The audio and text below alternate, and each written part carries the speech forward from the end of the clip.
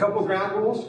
When we get started with the lecture, I've got about 40-45 minutes to go through. We've got enough time. If you have a question or I'm not clear about something, that's not unheard of, please stop me and we'll go through again if you missed something or I said something too fast, okay? There's a lot of detail here. I promise you I will not go through a hell of a lot of article reading, okay? I know we can get really technical about this. I have one article I'll show you that's really cool that will actually influence a little bit about what we're doing, but a lot of this is going to be some of the tricks and techniques to look for different things on EKGs.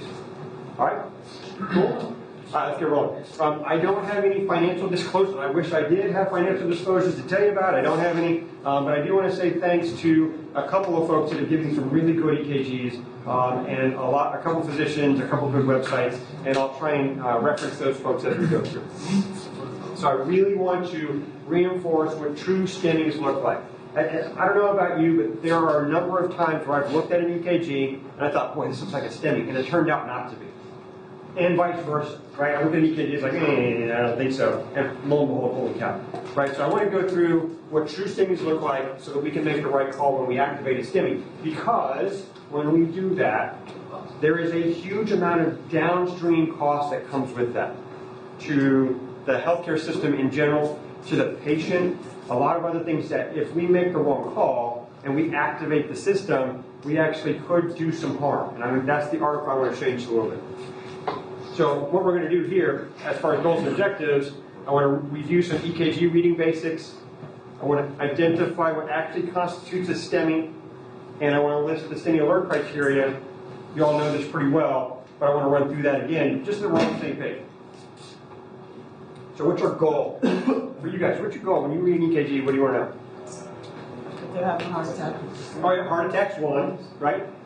That's a big one. Are we having a heart attack? How good are we at identifying heart attacks on EKGs? How good? Let me rephrase that. How good is the EKG as a test for heart attacks? I actually haven't thought about that. That's actually kind of a cool area of research right now, is how good is the EKG actually at telling us what we want to know? Turns out, not as good as we'd like. There are a number of patients that actually have heart attacks that the EKG shows us nothing about the heart attack that's going on, and we only find out hours down the road. So EKG is okay. It doesn't rule out MI at all. There are some things that help us rule in specific types of STEMIs. So that's kind of cool, or heart attacks. So that's kind of cool. So for me, emergently, in EKG, I want to diagnose arrhythmia up front. Did anybody here ever had an EKG reading course? Okay, cool. All right, so there's only a few of us. When you go through, there's a couple good books to read. A lot of times they'll take you through a very specific type of analysis of how you read an EKG. The number one thing I want to know when I look at an EKG, when somebody hands me that pink sheet, I want to know what the rate looks like. That's number one. If it's too fast or if it's too slow, we got to do a lot of different things. Forget the STEMI, right? That rate in and of itself could kill the patient. So the number one thing I want to know is arrhythmia. Number two is infarct, right? So if I look at the rate and it's not 200 or if it's not 30, then I need to figure out, okay, now is there a heart attack going on? So those are the two things that I'm really concerned about. Those are the top two things that I see. So, how good is the test? We just brought this question up. Now, when you get into statistics, I don't know how many here are statistics gurus. And honestly, this is its own science. But when you start talking about medical statistics, you start hearing about sensitivity, specificity, all this kind of good stuff. And really, they're measures of how good the test is. So if a test is really specific, if it's really good, and the test is positive, it rules in the diagnosis. That's the way you think about it. So a specific test, if it's positive, you got the disease. So as an EKG, if the EKG is positive, about 90% of the time, you're right on. That's actually a STEMI. So that should make you step back for a second. Hang on a second. You're telling me that when I diagnose a STEMI on my EKG, 10% of the time I'm wrong. Huh, that's kind of good to know. The reverse sensitivity is if the EKG is negative. That sensitivity piece, if it's a negative test, it rules out the disease. That's what sensitivity looks at. How good is the EKG if the EKG is negative at ruling out MI? So I get an EKG, it says normal sinus rhythm. Somebody that's having chest pain and they sound like they're having a heart attack. Only 30 to 50% of the time is that sensitive. I can't use the EKG to rule it out at all. So I got to keep proceeding forward. If the story sounds like it, even with the normal EKG, I got to keep moving. You got to think it could be a heart attack. So you see how good the test is up front. That kind of sucks to me. I would really like to have a 100% test. I don't have it. Also as important, when I give you an EKG that has ST elevation, how good are you guys, us, on the physician side at reading and calling a STEMI? Well, there are a couple of studies that show that, first off, we can get almost as good as the cardiologist at calling it. Especially if we get an algorithmic way where the computer reads it for us and says on the top, acute MI, right? Pretty darn good. Now, that sounds kind of like, no, duh, Caro, come on. In actuality, there was recently one of the vendors that changed the algorithm a little bit, and the accuracy of how well it diagnosed STEMIs plummeted. You're calling STEMIs way more frequently if you looked at the data than what you would like to call.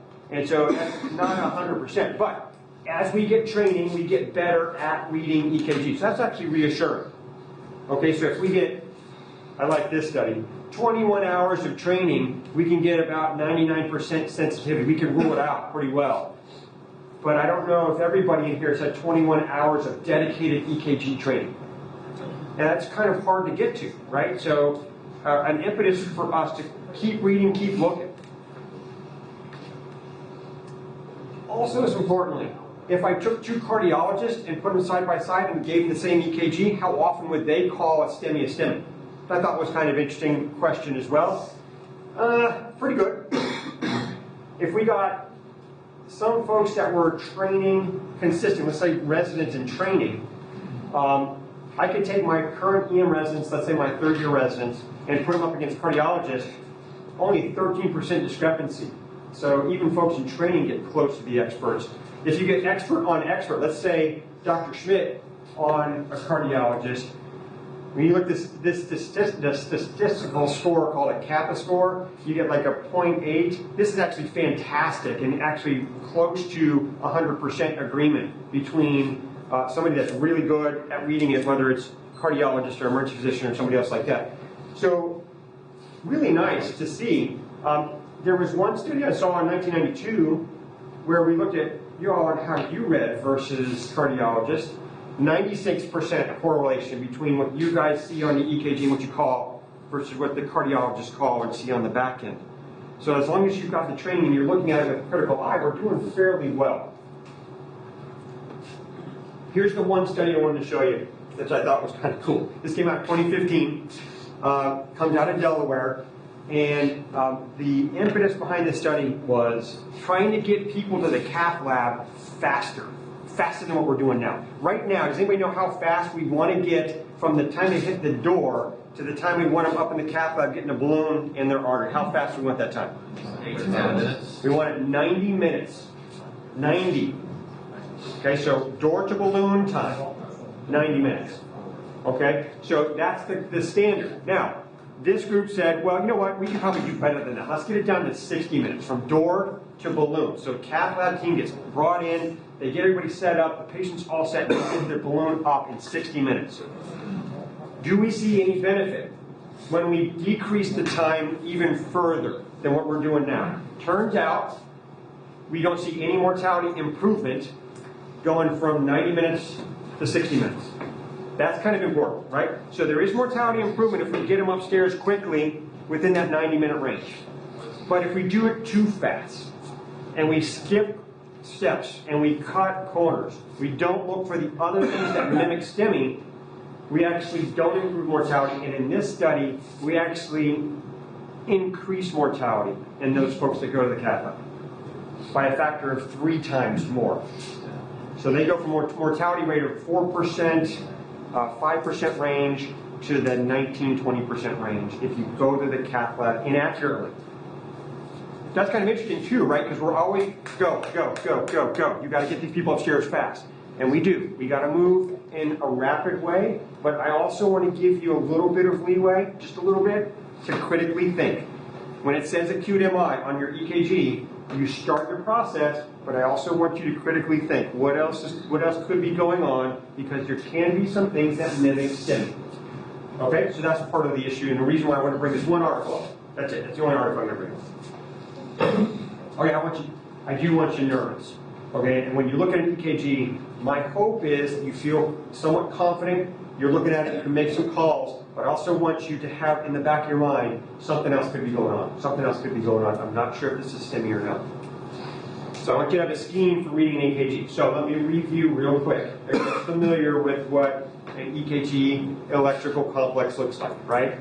P wave, QRS wave. Here's your ST segment, very important. Here's your T wave. Occasionally you'll have a U wave behind it, okay? Importantly, where is your baseline to compare your ST segment to? Got to compare it to something, right? If it's elevated compared to something, right? What's it elevated compared to? I heard isoelectric. Where is that at? Your base report back in the level. Okay, where is that? Behind the T wave. Behind the T wave. Your T to P interval is your baseline. Okay, so if you didn't know that before, hopefully that's a pearl that you pick up on. Your baseline is your TP interval. You're comparing this segment here versus this segment here, not this segment right here. It's not your PR interval, it's your TP interval. Everybody follow that? That's a big, big important point. Because you can't have things that screw up this little part right here and it makes it look like, oh my gosh, there's something else going on. And it's not. Oh my gosh, okay. This brings back physiology, okay, and it makes me kind of want to seize. But what I'm trying to want you to think about here is when you do an EKG, what it's doing is it's reading electrical impulses that come from your heart. Right? It's essentially a little voltmeter. And you've got a bunch of little voltmeters that are going on around your heart. You've got one set that goes in this plane right here, what we call the coronal plane. You have another set that comes here, transverse across the body. Does that make sense? That's why you put your leads across here. That's why you've got limb leads out here. What it's trying to do is give you just two planes to look at. Also important, think about your voltmeter and these little sensors that you put on. They're going to read electricity coming at it as a positive deflection. Let me follow? So if I have a lead that's down here and there's electricity going this way, it's going to show itself on the EKG as a positive wave going upward, not downward. Does that make sense? Okay, so that's an important point to remember as you think through what's going on in your EKG, because you got, in general, we have 12 leads, right? And those 12 leads are all over the body. You've got to be able to know where they point and what goes on with it. That's what this is, right? So essentially your leads look like little cameras, and they're looking for vector forces. A vector is a calculus phenomenon that actually measures direction and size of whatever you're looking at. So it's actually showing a gigantic force going in certain directions based on what's going on in the musculature in the heart. Okay. When I look at my EKG, what I'd like to train my residents to do and what I'd like you to think about as you're doing EKG analysis, I want you to look at the EKG not just as 12 leads.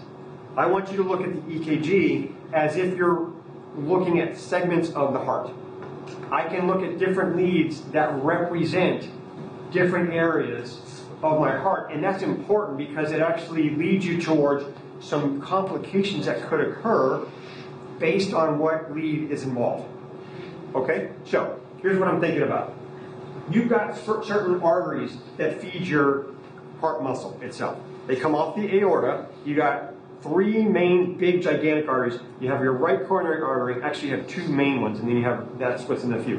You have your right coronary artery that feeds your inferior right side of your heart. You have your left main coronary artery that then turns into your left anterior descending circumflex and feeds the rest of your heart. So you got two big gigantic that split into three main ones.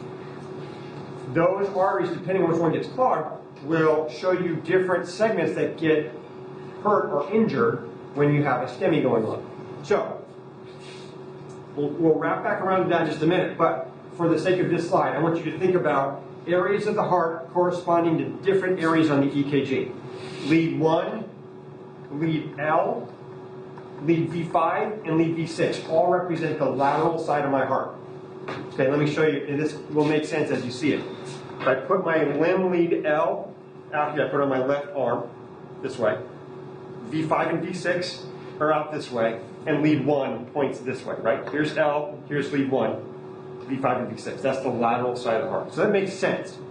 I want you to think through 1, L, V5, V6 is lateral. Leads 2, 3, and AVF. If you think of the way that they point, lead 2, 3, AVF all point down towards the floor. Those represent the inferior side of your heart, down low here.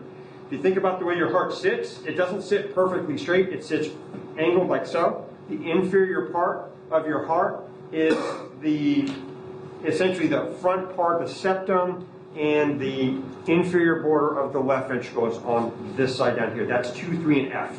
Okay, so inferior part, 2, 3, F. Finally, leads V1, V2, V3, V4 all represent the anterior part of the heart. Think about it. V1, V2, V3, V4, all right here. That's the anterior section of your heart. Okay, now that's kind of important because I can use those to kind of gauge what might happen with my patient.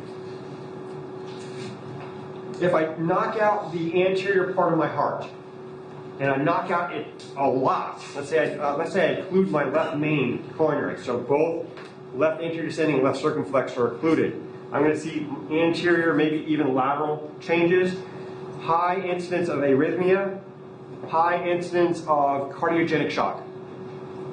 They'll present that way. So you can see that and almost anticipate. If I saw that EKG, those folks potentially would have problems. If I saw 2, 3, and AVF, that's your right coronary artery. Your right coronary artery feeds your SA node and your AV node as well as the musculature in your heart. So let's think about that for a second. If I make my SA node ischemic and it doesn't work right, what's going to happen? Bradycardia, right? If I knock out my AV node, let's say that my AV node gets ischemic, what's going to happen? Heart block, right? So you can see how I'm starting to think through, holy cow, if I see an inferior STEMI, I've got to think about heart blocks, bradycardia, all that jazz. If it knocks out the right ventricle on my inferior side, then my patient becomes very preload dependent and they don't get nitroglycerin. Everybody hear that? Has anybody heard that before? You see an inferior STEMI, be careful about nitroglycerin because if it drops your pressure some and you're preload dependent, they could get hypotensive. So again, you could create cardiogenic shock, all big problems. Okay, so before I move off this slide, are you comfortable with the sections of the heart based on the EKG? Lateral, inferior, anterior. You're going to see this again when we go through some of the EKG examples, okay? All right, let's talk about an infarct pattern. When you're looking for a STEMI, you're looking at the ST elevation in particular, you're looking for greater than or equal to 1 millimeter of ST elevation in 2 contiguous leads, right? In a zone. So I want to look at 2, 3, and F together. I want to look at 1L, V5, V6 together, V1, V2, V3, V4 together. Right? If I have ST elevation in lead 1 and ST elevation in lead F, those aren't contiguous leads. Right? That makes sense? I can't call a STEMI on that. If I have if I have ST elevation in every single lead, I'd step back for a second and say, I don't know that that's a STEMI. Or it would be almost impossible for your patient to be alive and have an infarct of both STA and left anterior descending left circumflex. Can happen, but it'd be weird. So I'm looking for 2 contiguous leads that have ST elevation, and then I'm also looking for reciprocal ST depression. By reciprocal, if my STs are elevated in one section of the heart, there should be another section of the heart where the STs drop. It's kind of a mirror reflection phenomenon, okay? So you've got to see that. That's what you're looking for before you call true STEMI. Does everybody follow that? So ST elevation in one section, ST depression in another. All right, so let's look at a true EKG and let's see if we can see any of these patterns. Look at leads 2, 3, and F. Compare that ST segment there to the TP. Elevated or not? Yeah, right?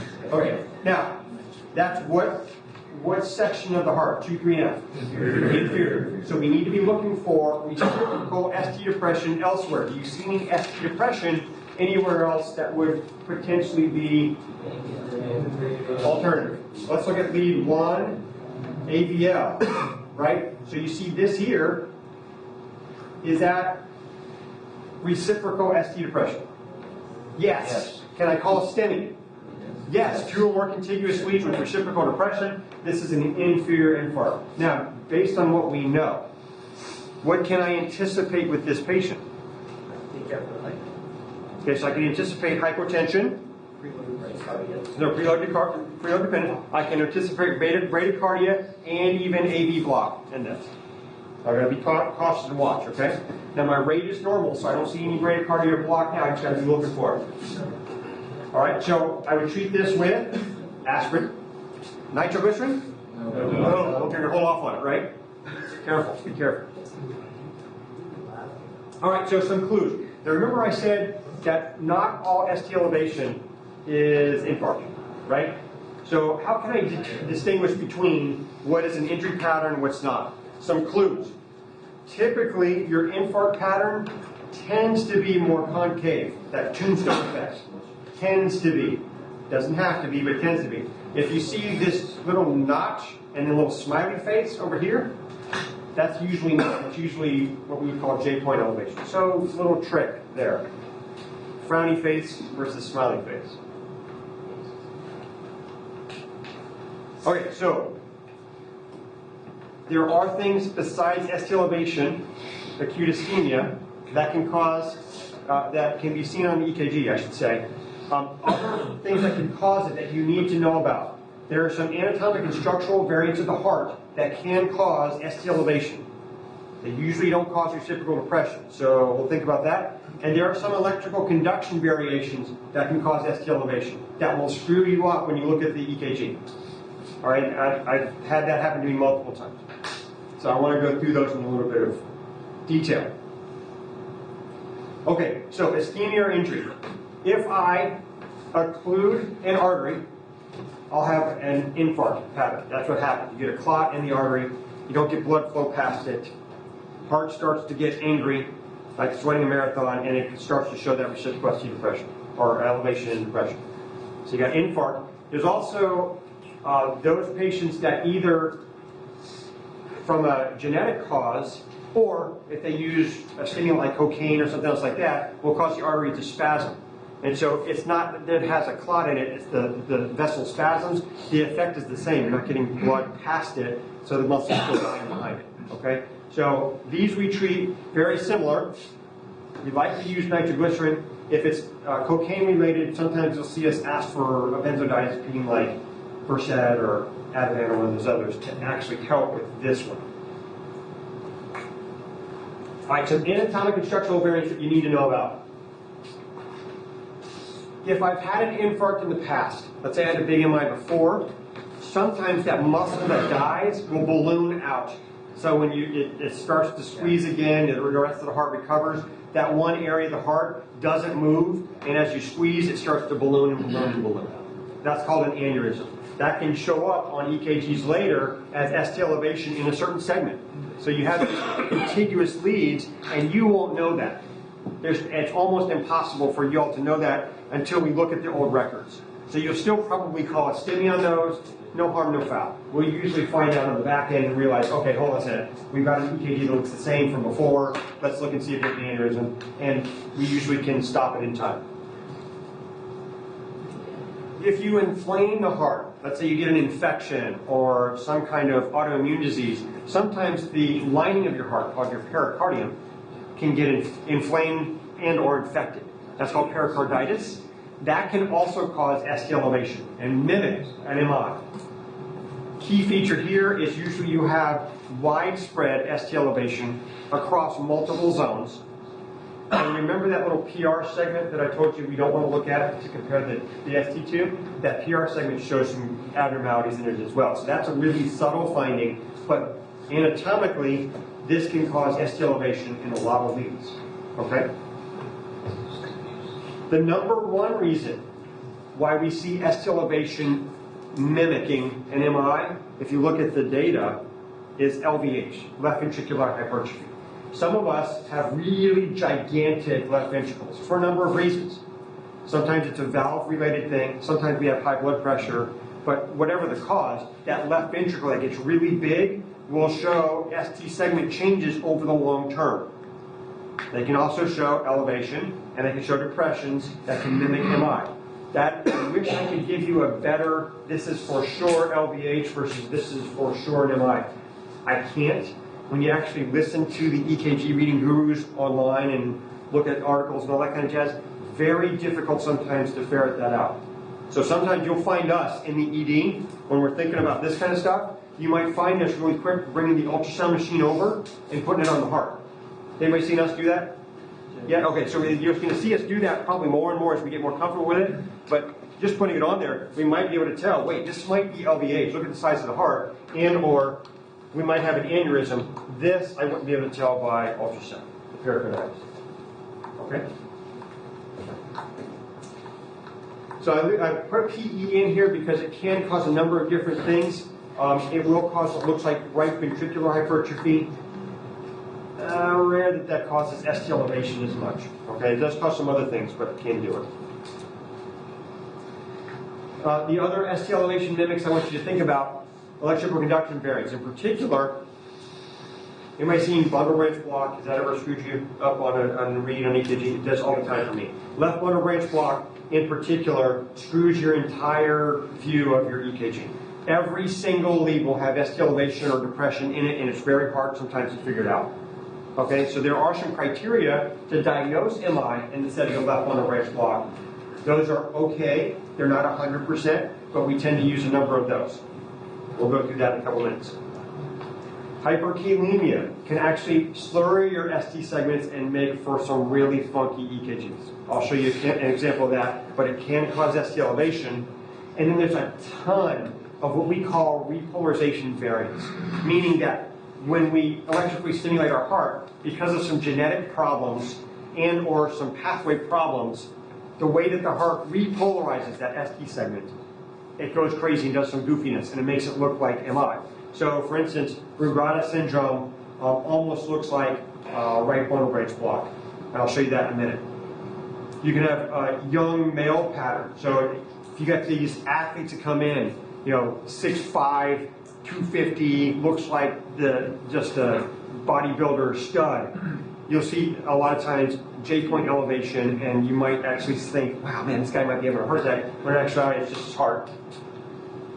Early repolarization, which I'll show you examples of, where there's an anatomic, probably genetic variant that causes that ST segment to be elevated all the time, constantly. And then we have normal variants that can do that as well. So, right? Holy crap, there's so many things that could be ST elevation MI that could push up as well. That could be something different that it makes me a little bit nervous. So, just to review real quick, when I see ST elevation, there are 3 different things that can cause ST elevation. This is the number one we worry about, but 10% of the time, maybe a little bit more, we see this. And it could mess up our read, okay?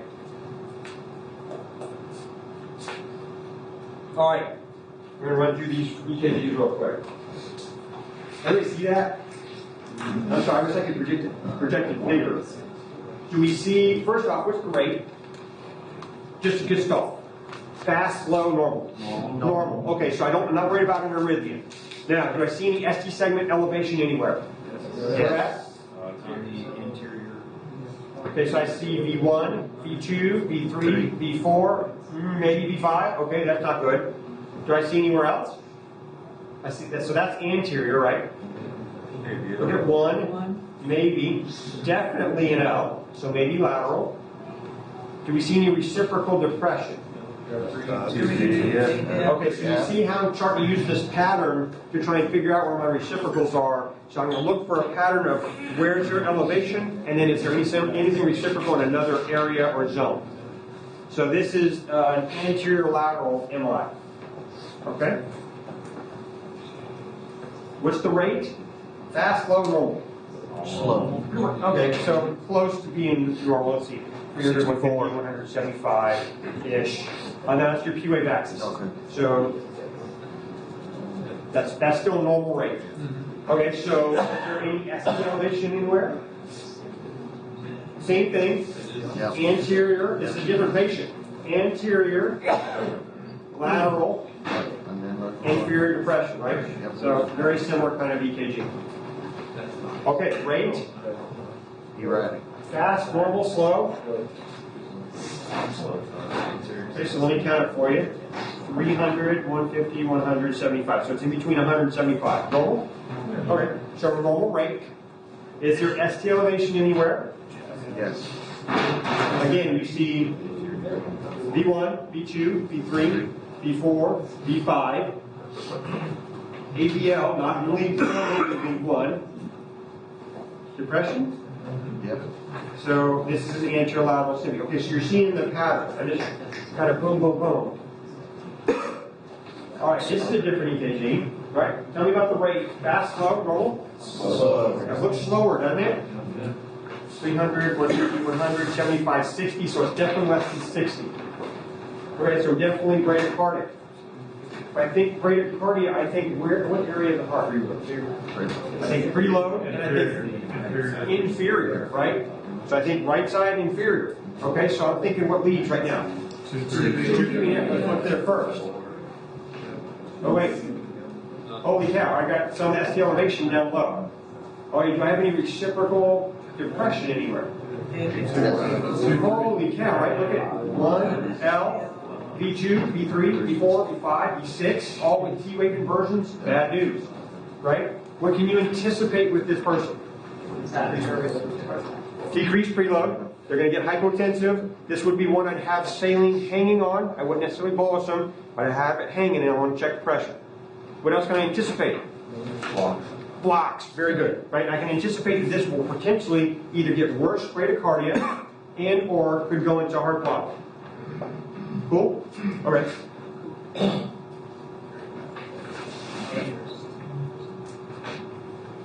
Fast. Okay, so its rate is what? Fast flow.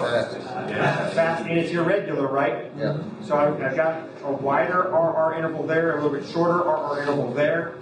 Is it super fast? I need to shock this patient. No. Not there yet, right? I'm not there. Okay, so it's a little bit fast.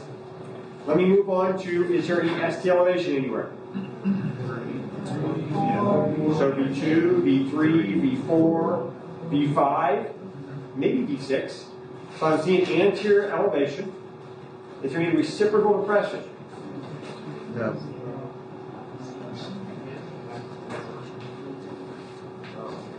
Is anybody seeing any ST depression anywhere? Save, yeah. Right, okay, so this should be one that you're kind of like, wait a second, hang on a second. Now, my computer reads as acute MI suspected, and I would hope when you see that, you're going to activate the system. What this is going to do, this will send to me so that I can start looking up on the old records and see what the old EKG looks like. So that by the time y'all get to us, we do our EKG and compare it to the old, we're going to figure out, is this for real or not? Because this turned out to be an aneurysm. Ventricular aneurysm. Okay, and so don't want to know fact, right? The machine called it, forced us to go look at the old stuff, no problem.